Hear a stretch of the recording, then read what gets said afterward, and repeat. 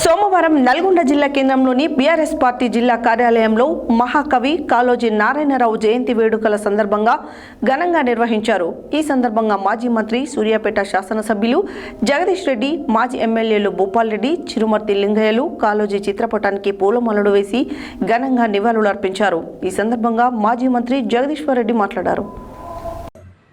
సోమవారం నల్గొండ జిల్లా కేంద్రంలోని బీఆర్ఎస్ పార్టీ జిల్లా కార్యాలయంలో మహాకవి కాళోజీ నారాయణరావు జయంతి వేడుకలను ఘనంగా నిర్వహించారు. ఈ సందర్భంగా మాజీ మంత్రి, సూర్యాపేట శాసనసభ్యులు జగదీష్ రెడ్డి, మాజీ ఎమ్మెల్యేలు భూపాల్ రెడ్డి, చిరుమర్తి లింగయ్యలు కాళోజీ చిత్రపటానికి పూలమాలలు వేసి ఘనంగా నివాళులర్పించారు. ఈ సందర్భంగా మాజీ మంత్రి జగదీష్ రెడ్డి మాట్లాడుతూ, హైకోర్టు తీర్పును స్వాగతిస్తున్నామని, బీఆర్ఎస్ బీఫామ్పై గెలిచి పార్టీ మారిన ద్రోహులకు చంపపెట్టులా హైకోర్టు తీర్పు వచ్చిందన్నారు. ప్రజాస్వామ్యంపై నమ్మకం పెరిగేలా తీర్పు ఉందని, ప్రజా కోర్టులో కూడా ద్రోహులకు కాంగ్రెస్ పార్టీకి ప్రజలు బుద్ధి చెప్పేందుకు సిద్ధంగా ఉన్నారని అన్నారు. వారిపై అనర్హత వేటు పడడం ఖాయం, ఉప ఎన్నికలు రావడం ఖాయమని, అక్కడ బీఆర్ఎస్ జెండా ఎగరడం ఖాయమన్నారు.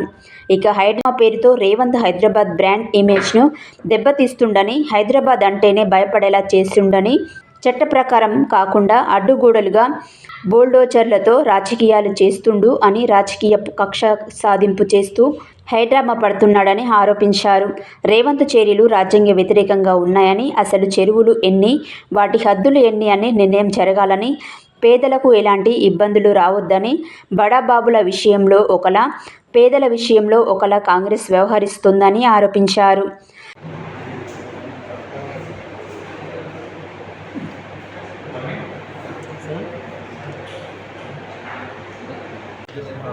వేసినాక నిలబడి తీసుకుందాం. నీకు రోజు ప్లేస్ ఇస్తాం. ఎట్లా అదే కదా ఫోటో వేసినాక పట్టుకునేదాన్ని పట్టుకోపిస్తాం.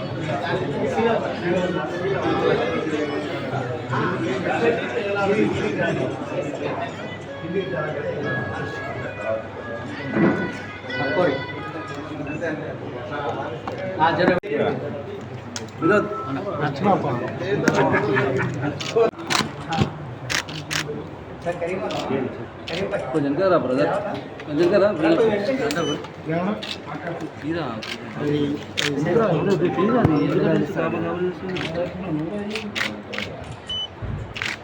చేసిరా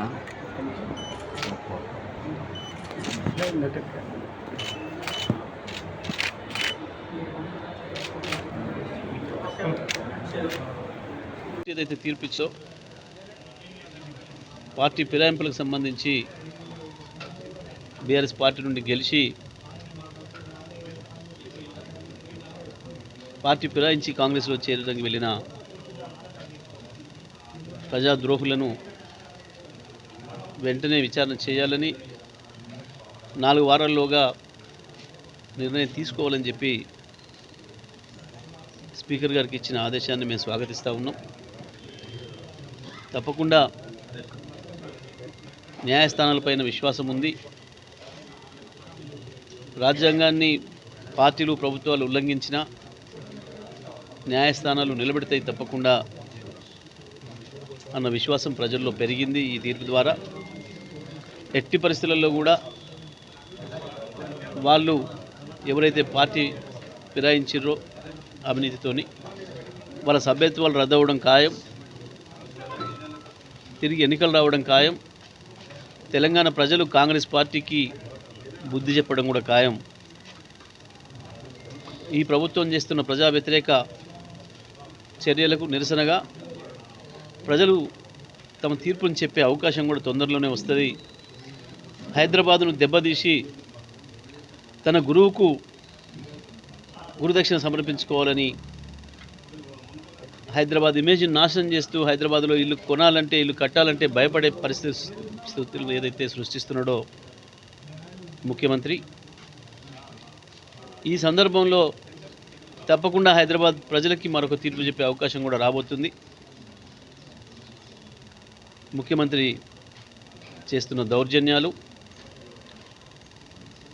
ఆయన మనుషులు చేస్తున్న ఆగడాలన్నిటికీ కూడా త్వరలోనే తీర్పు చెప్పే అవకాశం ప్రజల చేతిలోకి వస్తుంది ఉప ఎన్నికల ద్వారా. ఇప్పటికైనా మేము డిమాండ్ చేస్తూ ఉన్నాం బీఆర్ఎస్ పార్టీ నుండి. ఈ దుర్మార్గాలను ఆపేయాలి.